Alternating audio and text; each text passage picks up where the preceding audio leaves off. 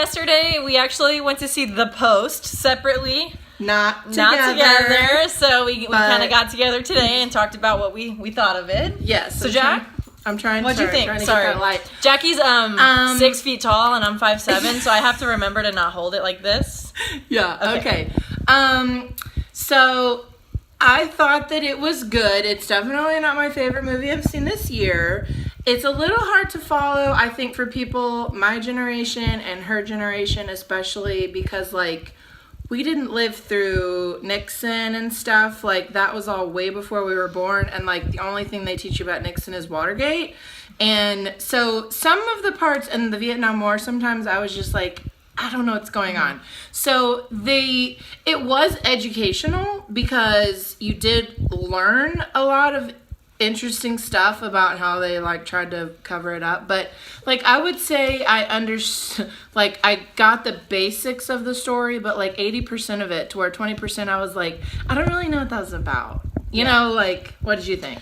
I liked it. I thought that the beginning was a little bit slow, and yeah, I like 30 minutes into the movie, I didn't really know exactly what was going on. Like I just because I'm not super familiar with the Vietnam War, and so I don't know. I'm like freezing up right now for some reason. It's hard to describe because it's like it taught you something about it's like something that you should know, but like.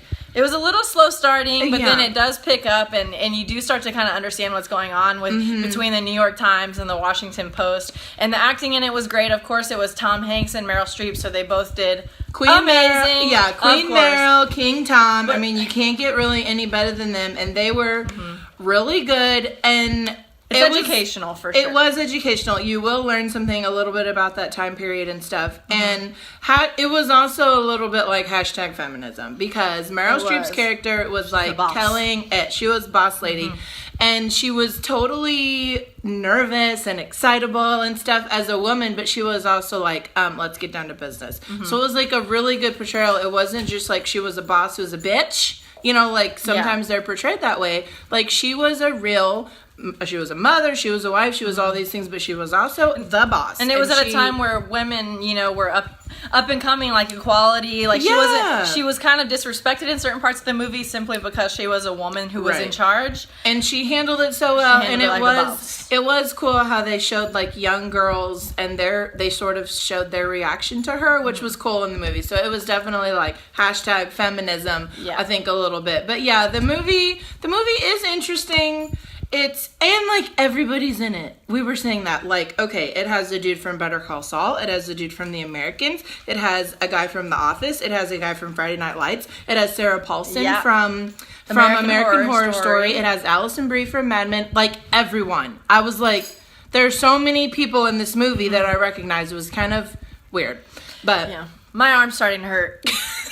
Sorry. Yeah, but so that's it. I would say it's educational and it is entertaining. It can be a little slow at times, but it's definitely exciting at like the big parts. So yeah, if you're into movies where you're gonna leave the theater learning something new, most likely. Yeah. It goes into really good detail about the Vietnam War and what was going on, and all this government secrets and things like that. So yeah, it's pretty cool. Yeah, so, definitely. Go see it. Yeah, I would say check it out. Okay. Okay, bye.